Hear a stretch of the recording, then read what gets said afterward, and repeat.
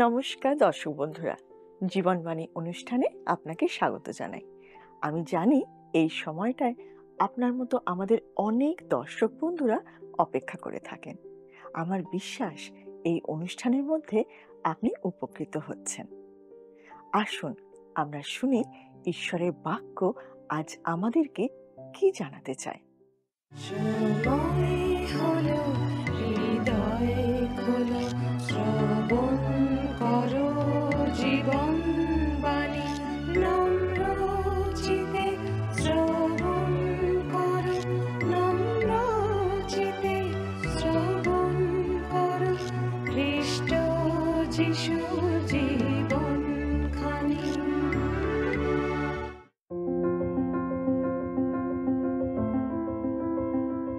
আপনি নিশ্চয়ই জানেন যে আমাদের এই জীবনবাণী অনুষ্ঠানে আমরা ধারাবাহিকভাবে বাইবেলের পুরাতন নিয়ম থেকে দানিয়েলের পুস্তক থেকে অধ্যয়ন করছি। আর আমরা এখন এই পুস্তকের তৃতীয় অধ্যায়ে উল্লিখিত বিষয় নিয়ে আলোচনা করছি। এর আগে এই পুস্তকটির দ্বিতীয় অধ্যায়ে আমরা নবুখুদনেছরকে একটি আশ্চর্য স্বপ্ন দেখতে দেখি। রাজ্যের অন্য সমস্ত বিদ্বান লোকেরা না পারলেও ঈশ্বরের অনুগ্রহে দানিয়েল যে কেবল সেই স্বপ্ন নবুখুদনেছরকে বলে দিতে পেরেছিলেন তা নয়, কিন্তু তার তাৎপর্য ব্যাখ্যা করতেও সক্ষম হয়েছিলেন। আমরা সেই বিষয়ে আমাদের এই অনুষ্ঠানে বিস্তারিতভাবে আলোচনা করেছি। এই স্বপ্নে নবুখুদনেছর যে মূর্তিটি দেখেছিলেন তার মাথাটি ছিল সোনার। দানিয়েল তার তাৎপর্য ব্যাখ্যা করে বলেছিলেন যে সেটা হচ্ছে নবুখুদনেছরের নেতৃত্বাধীন বাবিলীয় সাম্রাজ্য। মধ্যপ্রাচ্যের ইউফ্রেটিস নদীর পাশে গড়ে ওঠা প্রাচীন এই সাম্রাজ্যটি ছিল তৎকালীন সভ্য জগতের প্রথম মহান সাম্রাজ্য, যার রাজধানী ছিল বাবিল বা ব্যাবিলন। আধুনা ইরাক দেশের বাগদাদ শহর থেকে ৮৮ কিলোমিটার দূরে এই বাবিল নগরের ধ্বংসাবশেষ আজও চোখে পড়ে। নবুখুদনেছর বা ইতিহাসে যিনি দ্বিতীয় নবুখুদনেছর নামে পরিচিত ছিলেন, বাবিলীয় সাম্রাজ্যের সবচেয়ে অধিক সময় রাজত্ব করা রাজা এবং যিনি তার সামরিক দক্ষতা ও প্রশাসনিক ক্ষমতার জন্য পরিচিত ছিলেন।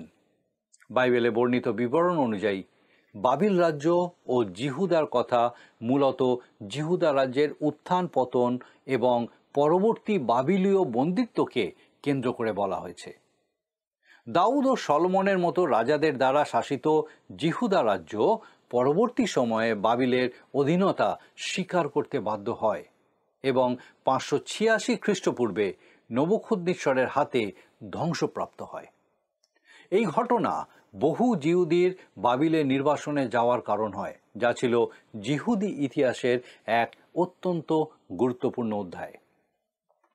আমাদের বিগত পর্বের অধ্যয়নে আমরা আলোচনা করেছি যে নবুখুদনেছর দানিয়েলের ব্যাখ্যা শুনে এবং এটা জেনে যে বাবিল রাজ্য হচ্ছে ৪ মহান বিশ্ব সাম্রাজ্যের মধ্যে সবথেকে শক্তিশালী ও শ্রেষ্ঠ, অর্থাৎ মূর্তির সোনার মাথা, সম্ভবত অহংকারে পরিপূর্ণ হয়ে গেছিলেন।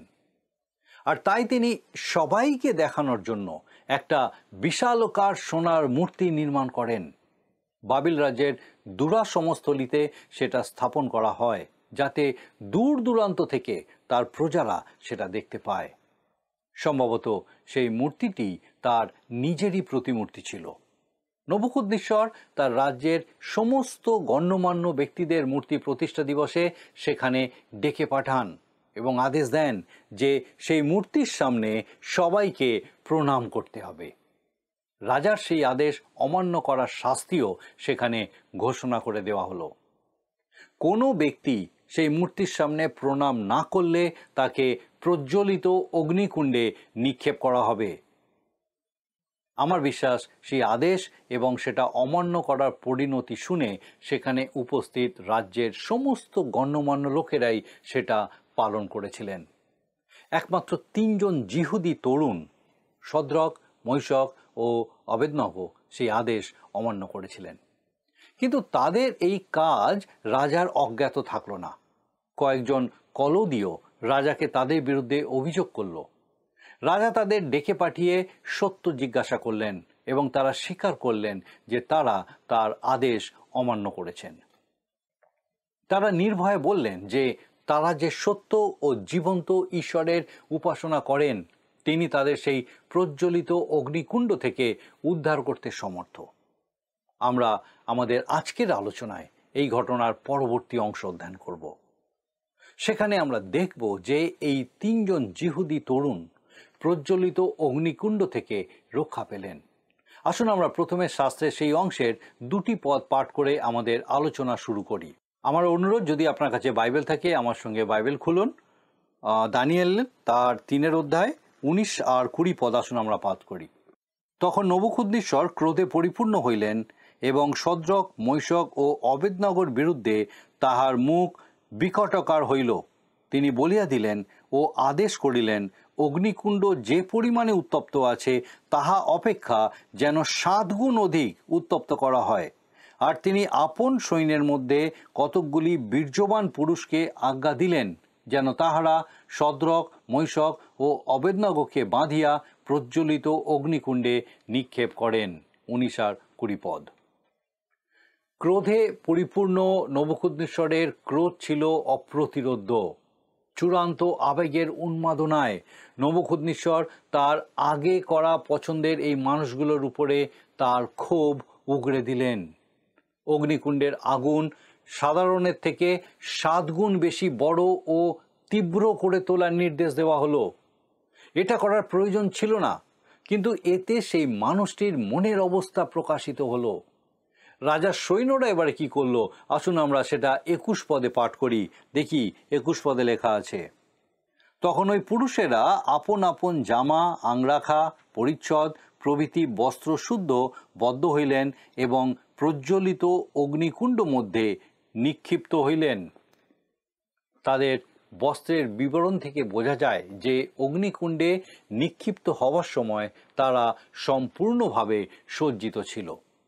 আসুন আমরা দেখি এরপরে 22 আর 23 পদ। আর রাজার আজ্ঞা প্রচণ্ড ও অগ্নিকুণ্ড অতি উত্তপ্ত ছিল।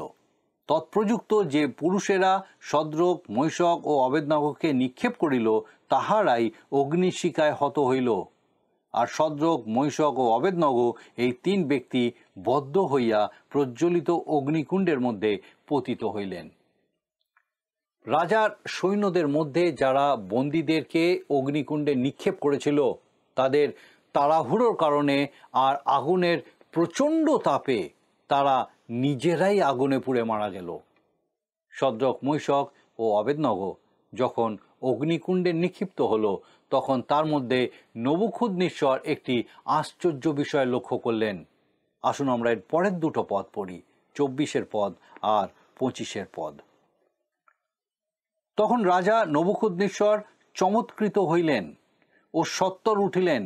তিনি আপন মন্ত্রীদিগকে কহিলেন, আমরা কি 3 জন পুরুষকে বাঁধিয়া অগ্নিমধ্যে নিক্ষেপ করি নাই? তাহারা উত্তর করিয়া রাজাকে কহিলেন, হ্যাঁ মহারাজ। তখন রাজা কহিলেন, দেখো আমি 4 ব্যক্তিকে দেখিতেছি, উহারা মুক্ত হইয়া অগ্নির মধ্যে গমনাগমন করিতেছে, উহাদের কোনো হানি হয় নাই। আর 4র্থ ব্যক্তির মূর্তি দেবপুত্রের সদৃশ্য। সেই অগ্নিকুণ্ডটি সম্ভবত উন্মুক্ত ছিল, আর নবুখুদ্নেসর যিনি আশা করেছিলেন যে সেই জিহুদি তরুণেরা সঙ্গে সঙ্গেই মারা যাবেন, অবাক হয়ে দেখলেন যে তারা আগুনের মধ্যে বেঁচে আছেন এবং হাঁটাচলা করছেন। আরও একটা আশ্চর্যজনক বিষয় ছিল যে সেই আগুনের মধ্যে আরেকজন ব্যক্তিকে দেখা গেল, যাকে নবুখুদ্নেসর দেবপুত্রের সদৃশ্য বলে বর্ণনা করেছিলেন। এই শব্দগুচ্ছের সঠিক অনুবাদ হওয়া উচিত একজন দেবপুত্রের সদৃশ্য। সে সময় জীবন্ত ও সত্য ঈশ্বর সম্পর্কে নবুখুদ্নেসরের সত্যিকারের কোনো জ্ঞান ছিল না, যদিও দানিয়েল তাকে তার বিষয়ে জ্ঞাত করেছিলেন। কোনো আত্মিক উপলব্ধি না থাকার কারণে নবুখুদ্নেসর কেবল সেই 4র্থ ব্যক্তির দৃশ্যমান চেহারা সম্পর্কে সাক্ষ্য দিতে পারলেন। তাকে দেবতাদের একজন পুত্রের মতো দেখতে লাগলো। তবে আমি বিশ্বাস করি যে সেই 4র্থ ব্যক্তি হলেন ঈশ্বরের পুত্র খ্রিস্টের পূর্বরূপ।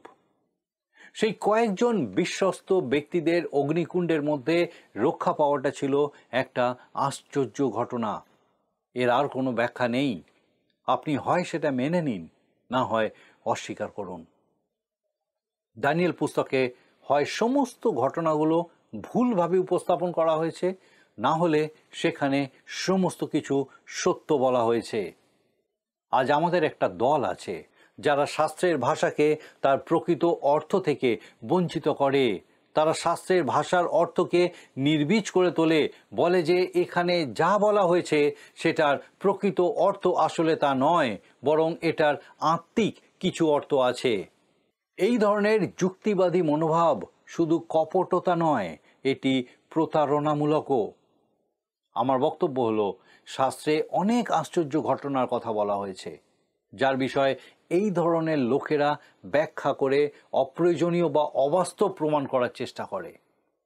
উদাহরণস্বরূপ, প্রভু যীশু জলের উপর দিয়ে হাঁটেননি। আসলে তিনি সমুদ্রের পাড়েই হেঁটেছিলেন, কিন্তু শিষ্যরা ভেবেছিলেন যে তিনি জলের উপর দিয়ে হাঁটছেন। বিধবার পুত্র আসলে মারা যায়নি, তারা শুধু সেটা মনে করেছিলেন, আর প্রভু যীশু কেবল তাকে জাগিয়ে দেন। এই ধরনের দ্বিমুখী কথা কেবল প্রতারণামূলক এবং কপটতা। আপনি হয় এই আশ্চর্য ঘটনাটিতে বিশ্বাস করুন, নয়তো করবেন না। 3 জন মানুষকে জ্বলন্ত অগ্নিকুণ্ডে ছুঁড়ে ফেলে দেওয়া হলে তারা সম্পূর্ণরূপে ধ্বংস হয়ে যাবে যদি না সেখানে কোনো আশ্চর্য ঘটনা ঘটে। আমি বিশ্বাস করি যে সেখানে একটি আশ্চর্য ঘটনা ঘটেছিল, আর সেই চতুর্থ ব্যক্তি আর কেউ নন, স্বয়ং প্রভু যীশু খ্রিস্ট। এই অধ্যায়ে যে ঘটনা লিপিবদ্ধ করা হয়েছে সেগুলি ঐতিহাসিক ঘটনা, কিন্তু আমাদের এটাও খেয়াল রাখা উচিত যে এটি একটি প্রতিরূপ, একটি ভাববাণীমূলক দৃশ্য যা মহাক্লেশের সময়কালের ইঙ্গিত বহন করে। প্রজ্বলিত অগ্নিকুণ্ড হচ্ছে মহাক্লেশের সময় যে ভয়াবহ দুর্ভোগ ঘটবে তারই প্রতীক। নবুকদনেচ্ছর হচ্ছেন সমুদ্রের মধ্যে থেকে উঠে আসা সেই পশু, খ্রিস্টারই বিশ্বের অন্তিম মহান শাসকের প্রতীক। সেই সোনার মূর্তিটি হচ্ছে ধ্বংসের ঘৃণার্য বস্তুর প্রতীক, যার কথা প্রভু যীশু খ্রিস্ট বলেছিলেন। আর সেই 3 জন ইব্রিয় সন্তান হচ্ছেন সেই বিশ্বাসী অবশিষ্টাংশের প্রতীক, মহাক্লেশের সময় যাদের আশ্চর্যভাবে সংরক্ষণ করা হবে। কিন্তু সবথেকে আশ্চর্যের বিষয় হলো, দানিয়েলের নাম এই অধ্যায়ে একবারের জন্য উল্লেখ করা হয়নি। তিনি ঘটনাস্থলে উপস্থিত ছিলেন না। সম্ভবত দানিয়েল কেবল সর্বোচ্চ বিচারালয়ের বিচারপতি হিসেবেই নয়, তার সঙ্গে সঙ্গে রাজ্যের প্রধানমন্ত্রীর দায়িত্বও পালন করতেন। তিনি নিশ্চয়ই বাবিল রাজ্যের কোনো এক অঞ্চলে রাজকার্যে ব্যস্ত ছিলেন। সুতরাং দানিয়েল হচ্ছেন সেই বিশ্বাসীদের প্রতীক, মহাক্লেশের সময়ের আগেই যাদেরকে পৃথিবী থেকে সরিয়ে নেওয়া হবে। এখানে আমরা কি অসাধারণ একটা চিত্র উপস্থাপিত হতে দেখি। প্রজ্বলিত অগ্নিকুণ্ডে উপস্থিত থাকা চতুর্থ পুরুষের মধ্যে দিয়ে আমরা বুঝতে পারি যে প্রভু যীশু তাদের সঙ্গে ছিলেন। তিনি মহাক্লেশের দিনেও, যখন তার প্রিয়জনেরা সমস্ত পরীক্ষাগুলোর মধ্যে দিয়ে যাবেন, সেই সময় তিনি তাদের সঙ্গে সঙ্গে থাকবেন। আজ আমি এবং আপনি যখন আমাদের পরীক্ষাগুলোর মধ্যে দিয়ে যাচ্ছি, তখনও তিনি আমাদের সঙ্গে আছেন। তিনি বলেছেন, জগতে তোমরা ক্লেশ পাইতেছ, কিন্তু সাহস করো, আমি জগৎকে জয় করিয়াছি। যোহন লিখিত সুসমাচার 16 অধ্যায় 33 পদ। তিনি আরও বলেছেন, আর দেখো আমি যুগান্ত পর্যন্ত প্রতিদিন তোমাদের সঙ্গে সঙ্গে আছি। মতি লিখিত সুসমাচার 28 অধ্যায় 20 পদ। প্রজ্বলিত অগ্নিকুণ্ডের মধ্যে সেই আশ্চর্য দৃশ্য দেখে নবুকদনেচ্ছর কি করলেন? আসুন আমরা এবারে সেটা দেখি। আমরা 26 ও 27 পদ পাঠ করি। তখন নবুকদনেচ্ছর সেই প্রজ্বলিত অগ্নিকুণ্ডের দুয়ারের কাছে গিয়ে কহিলেন, হে পরাৎপর ঈশ্বরের দাস সদ্রক, মৈশক ও অবেদনগো, বাহির হইয়া আইসো। তখন সদ্রক, মৈশক ও অবেদনগো অগ্নির মধ্য হইতে বাহির হইয়া আসিলেন। পরে ক্ষিতিপাল, প্রতিনিধি, দেশাধ্যক্ষ ও রাজমন্ত্রীগণ একত্র হইয়া ওই 3 ব্যক্তিকে নিরীক্ষণ করিয়া দেখিলেন, অগ্নি তাহাদের শরীরের উপর কিছুই শক্তি প্রকাশ করে নাই, তাহাদের মস্তকের কেশও দগ্ধ হয় নাই, বস্ত্র বিকৃত হয় নাই এবং তাহাদের গায়ে অগ্নির গন্ধও নাই। নবুকদনেছর স্বীকার করলেন যে সেই তিনজন হচ্ছেন পরাৎপর ঈশ্বরের দাস। আমার মনে হয় সেই সময় তিনি ঈশ্বরের জ্ঞান লাভের দিকে কিছুটা হলেও এগোতে পেরেছিলেন। সেই তিনজন অগ্নিকুণ্ড থেকে বেরিয়ে এলেন, আর দেখা গেল তাদের একটা চুলও পুড়ে যায়নি, এমনকি তাদের পোশাকে একটুও ধোঁয়ার গন্ধ পর্যন্ত পাওয়া গেল না। এটি সুস্পষ্টভাবেই একটি অলৌকিক ঘটনা। এই অধ্যায়ের শেষ ভাগে ইব্রিয় সন্তানদের ঈশ্বরের বিষয়ে নবুকদনেছরকে আমরা একটি আদেশ জারি করতে দেখি। সেই বিষয়ে জানতে আসুন আমরা এবারে 28 থেকে 30 পদ পর্যন্ত পাঠ করি। 28 থেকে 30 পদ। তখন নবুকদনেছর এই কথা কহিলেন, বন্য সদ্রকের, মৈশকের ও অবেদনগর ঈশ্বর, তিনি আপন দূত প্রেরণ করিয়া তাহার সেই দাসদিগকে উদ্ধার করিলেন, যাহারা তাহাতে বিশ্বাস করিয়াছে, রাজার আজ্ঞা লঙ্ঘন করিয়াছে এবং আপনাদের ঈশ্বর ব্যতি রেখে যেন অন্য কোনো দেবের সেবা ও পূজা করিতে না হয়, সেই জন্য আপন আপন শরীর দিয়াছে। অতএব আমি এই নিয়ম স্থাপন করিতেছি, সকল দেশের লোক, জাতি ও ভাষাবাদীগণের মধ্যে যে কেহ সদ্রকের, মৈশকের ও অবেদনগর ঈশ্বরের বিরুদ্ধে কোনো ভ্রান্তির কথা বলিবে, সে খণ্ড বিখণ্ড হইবে এবং তাহার গৃহ সারের ঢিবি করা যাইবে। কেননা এই প্রকার উদ্ধার করিতে সমর্থ আর কোনো দেবতা নাই। তখন রাজা বাবিল প্রদেশে সদ্রক, মৈশক ও অবেদনগরকে উচ্চ পদস্থ করিলেন। নবুকদনেছরের এই মন্তব্যে কোনো ব্যক্তিগত সম্পর্ক বা হৃদয়ের যোগ ছিল না। তবুও তিনি সর্বশক্তিমান জীবন্ত ঈশ্বরের এই তিনজন মানুষকে উদ্ধার করার ক্ষমতাকে স্বীকৃতি দিলেন। তিনি স্বীকার করলেন যে তাদের ঈশ্বর তাঁর সমস্ত দেবতাদের চেয়ে শ্রেষ্ঠ। এটাই হচ্ছে নবুকদনেছরের আন্তরিক বিশ্বাস। এর পরের অধ্যায়ে তাকে আমরা তার বিশ্বাসের বিষয়ে সাক্ষ্য দিতে দেখব। আমার বিশ্বাস তিনি জীবন্ত ও সত্য ঈশ্বরকে জানতে পেরেছিলেন। এই মানুষটির বহু সময় লেগেছিল নিজেকে সেই ভ্রান্ত ঈশ্বরের আরাধনা করা ও অজ্ঞতার জগৎ থেকে বের করে আনতে, যেখানে তিনি পুরোপুরি নিমজ্জিত হয়েছিলেন। এখন সেই তিনজন ইব্রিয় সন্তান আবার নবুকদনেছরের অনুগ্রহ লাভ করলেন। তারা দুবার মৃত্যুদণ্ডে দণ্ডিত হয়েছিলেন, দুবার তারা আশ্চর্যভাবে উদ্ধার হয়েছিলেন, আর দুবারই তাদের পদোন্নতি হয়েছিল। একইভাবে প্রভু যীশু আজকের জগতেও তার আপনজনদের রক্ষা করতে সক্ষম। এটা আমাদের অনেকের পক্ষেই এক গভীর সান্ত্বনার বিষয় হওয়া উচিত। তিনি যোহন লিখিত সুসমাচার তার 10 অধ্যায় 27 ও 28 পদে বলেছেন, আমার মেষেরা আমার রব শোনে, আর আমি তাহাদিওকে জানি, এবং তাহারা আমার পশ্চাৎ গমন করে, আর আমি তাহাদিওকে অনন্ত জীবন দিই, তাহারা কখনো বিনষ্ট হইবে না, এবং কেহই আমার হস্ত হইতে তাহাদিগকে কাড়িয়া লইবে না। তারপর তিনি যোহন লিখিত সুসমাচার তার 17 অধ্যায়ের 11 পদে বলেছেন, আমি আর জগতে নাই, কিন্তু ইহারা জগতে রহিয়াছে, এবং আমি তোমার নিকটে আসিতেছি। পবিত্র পিতা, তোমার নামে তাহাদিগকে রক্ষা করো, যে নাম তুমি আমাকে দিয়াছ, যেন তাহারা এক হয় যেমন আমরা এক। তিনি আরও বলেছেন, আমি নিবেদন করিতেছি না যে তুমি তাহাদিগকে জগৎ হইতে লইয়া যাও, কিন্তু তাহাদিগকে সেই পাপাত্মা হইতে রক্ষা করো। ইব্রিয় পুস্তকের 7 অধ্যায় 25 পদে এই কথা লেখা আছে, এই জন্য যাহারা তাহাদিয়া ঈশ্বরের নিকটে উপস্থিত হয়, তাহাদিগকে তিনি সম্পূর্ণরূপে পরিত্রাণ করিতে পারেন, কারণ তাহাদের নিমিত্ত অনুরোধ করণার্থে তিনি সতত জীবিত আছেন। আর সবশেষে সাধু পৌল বলেছেন, এই কারণ এত দুঃখ ভোগ করিতেছি, তথাপি লজ্জিত হই না, কেননা যাহাকে বিশ্বাস করিয়াছি তাহাকে জানি, এবং দৃঢ়রূপে প্রত্যয় করিতেছি যে আমি তাহার কাছে যাহা গচ্ছিত রাখিয়াছি, তিনি সেই দিনের জন্য তাহার রক্ষা করিতে সমর্থ। 2 তিমথিয়ের পত্র 1 অধ্যায় তার 12 পদ। আপনি এবং আমরা যারা এই জগতে বাস করছি, আমাদের বহু সমস্যার সম্মুখীন হতে হবে। ঈশ্বরের কয়েকজন সন্তানকে সত্যি করেই প্রজ্বলিত অগ্নিকুণ্ডে পতিত হতে হয়, কিন্তু তিনি সেখানেও তাদের সঙ্গে সঙ্গে থাকেন এবং সেখান থেকে তাদের উদ্ধারও করে নিয়ে আসতে পারেন। কিন্তু প্রভুর উপরে আমাদের সেই নির্ভরতা কোথায়? হয়তো নেই। সেই 3 জন ইব্রিয় সন্তানদের মতো তার উপরে আমাদের বিশ্বাস নেই। দানিয়েল পুস্তকের 3য় অধ্যায় শেষে এসে আমরা আমাদের আজকের পর্বের অধ্যয়ন এখানে শেষ করব। আজকে আমরা বাইবেলে বর্ণিত একটি অন্যতম আশ্চর্য ঘটনার বিষয়ে আলোচনা করলাম। পৃথিবীর ইতিহাসে 7 গুণ অধিক উত্তপ্ত করা প্রজ্বলিত অগ্নিকুণ্ড থেকে এইভাবে উদ্ধার পেতে আর অন্য কাউকে দেখা যায়নি। সেই দিন অগ্নিকুণ্ডের মধ্যে উপস্থিত হয়ে স্বয়ং প্রভু যিশু তাদেরকে উদ্ধার করেছিলেন।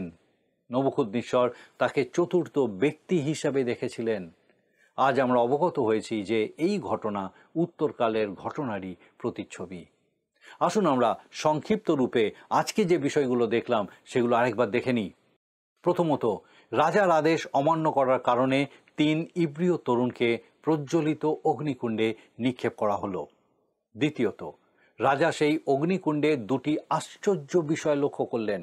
সেই 3 জন তরুণ সেই আগুনের মধ্যে সম্পূর্ণ অক্ষত রয়েছেন এবং সেখানে তিনি চতুর্থ ব্যক্তির উপস্থিতি লক্ষ্য করলেন।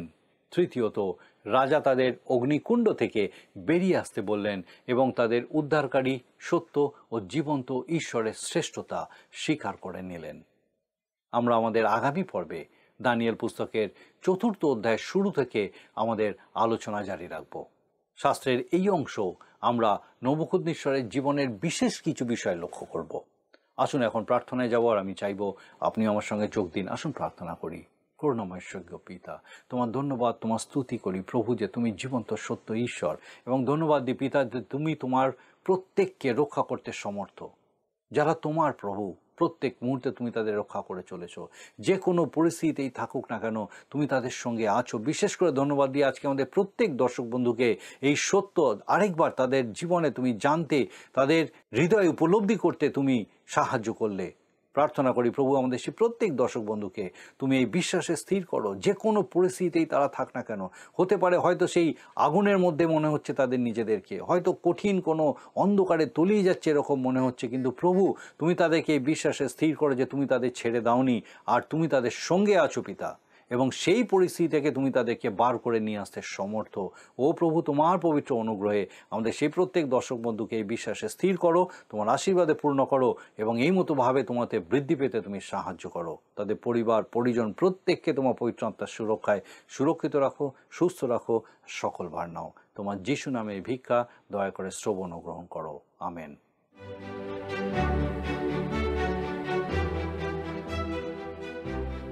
বন্ধুরা, আজকের বাক্য নিশ্চয়ই আপনার জীবনে এক নতুন আনন্দ যোগ করেছে।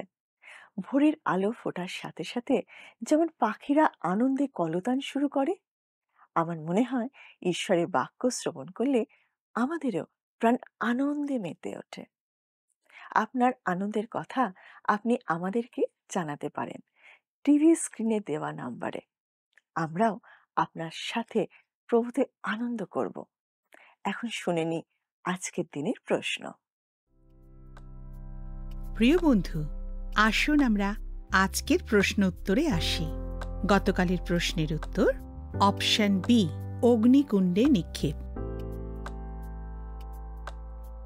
আজকের প্রশ্ন, রাজা নবুখদ্নেসর প্রজ্বলিত অগ্নিকুণ্ডে সব মিলিয়ে কতজনকে দেখতে পেয়েছিলেন? অপশন এ 1 জন, বি 2 জন, সি 3 জন, ডি 4 জন। বন্ধু, এই প্রশ্নের উত্তর আগামীকাল সন্ধ্যে 6টার মধ্যে option A, B, C, D সহকারে আপনার নাম ও সম্পূর্ণ ঠিকানা সহ 9433497235 এই নম্বরে SMS-এ অথবা হোয়াটসঅ্যাপে লিখে পাঠাবেন।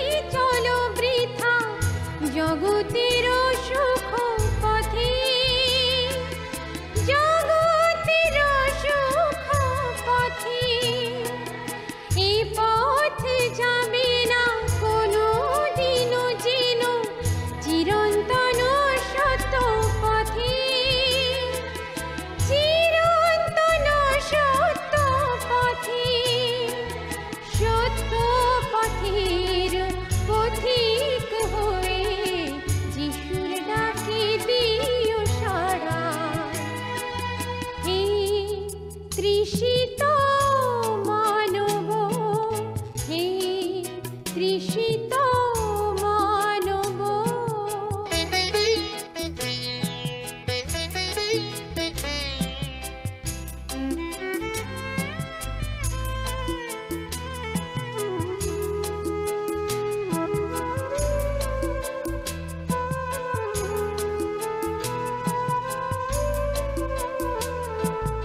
অমৃত জলের নির্ঝরে হে যিশু অবিরত ঝরে পড়ে,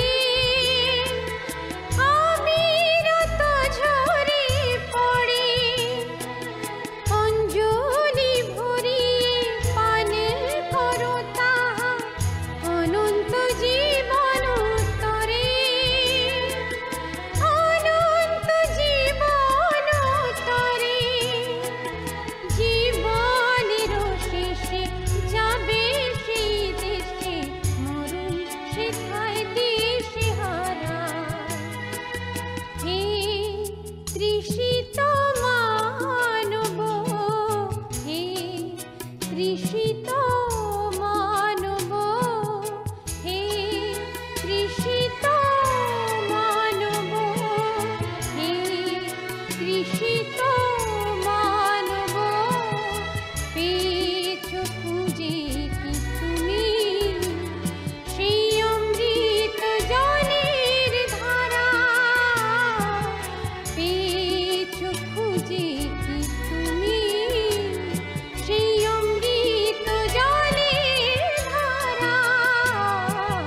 হে তৃষিত মানব, হে তৃষিত মানব, হে তৃষিত মানব, হে তৃষিত মানব, হে তৃষিত মানব, হে তৃষিত মানব। যদি আপনার এই অনুষ্ঠান ভালো লেগে থাকে তাহলে এই নম্বরে একটি মিসড কল করুন, তাহলে আপনি পরের বারে বিজয়ী হতে পারেন।